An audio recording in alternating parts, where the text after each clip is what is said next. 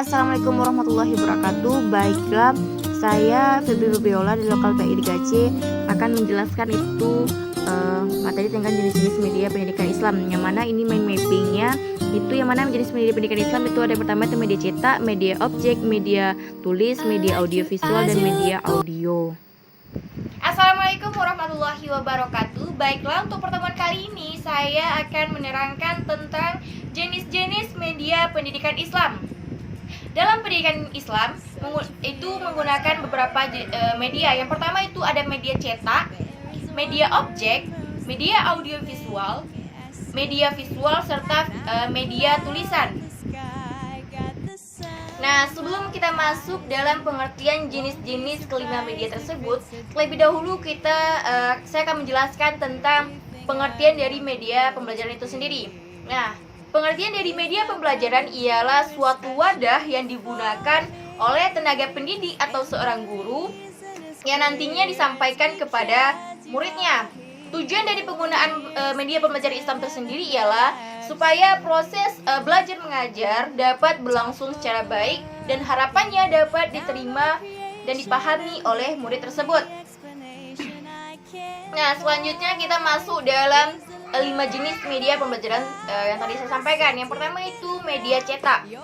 Media cetak di sini itu dapat berupa Al-Qur'an, hadis, buku fikih, dan buku-buku sejenisnya. Ada juga berupa buku, majalah, surat kabar, dan sejenisnya. Di sini media cetak pada kenyataannya itu meliputi bahan bacaan di Indonesia.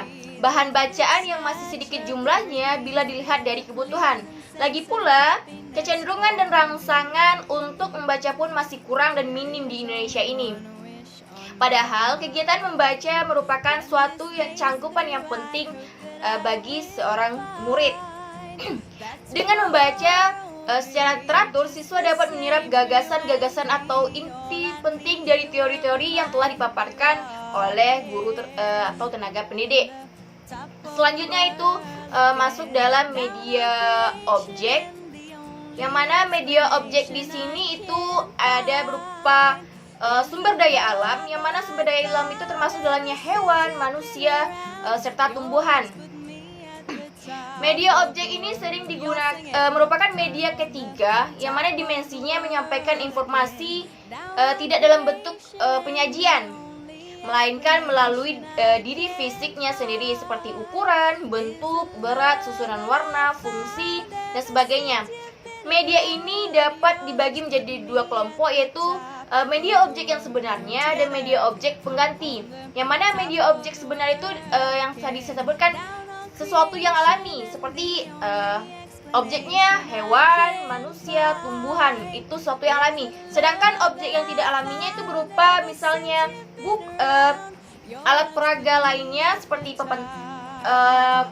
selanjutnya yang mana itu media audio visual.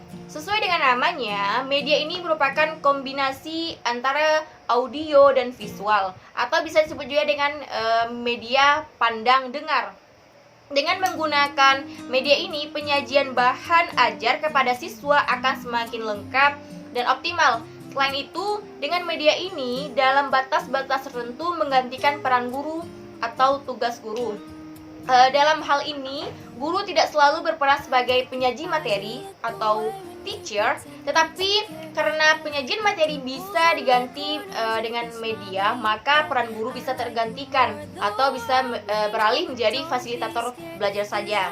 Nah, selanjutnya itu media visual, yang mana sesuai dengan namanya juga, media visual ini maksud saya media audio, yang mana media audio ini adalah media yang mengandung pesan dalam bentuk yang audiotif. Artinya, haknya hanya dapat untuk mendengar saja. Sesuai dengan namanya, audio, yang mana bentuknya itu berupa audiotif, yang haknya hanya untuk dapat mendengar saja, yang dapat merangsang pikiran, perasaan, perhatian, serta kemauan para siswa untuk belajar dan mempelajari bahan ajar.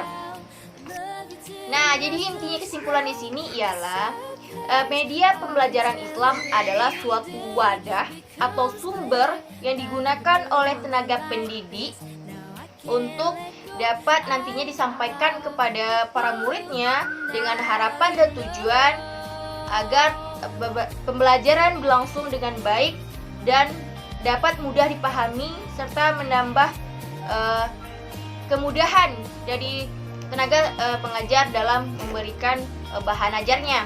Yang mana dalam pendidikan Islam itu menggunakan 5 media pembelajaran Islam. Yang pertama itu menggunakan media cetak, media objek, media audio visual, serta media tulis. Nah, cukup sampai di sini penyampaian saya atau penjelasan saya tentang materi jenis-jenis media pembelajaran Islam. Terlebih dan kurangnya saya mohon maaf. Wabillahi taufik wal hidayah. Wassalamualaikum warahmatullahi wabarakatuh.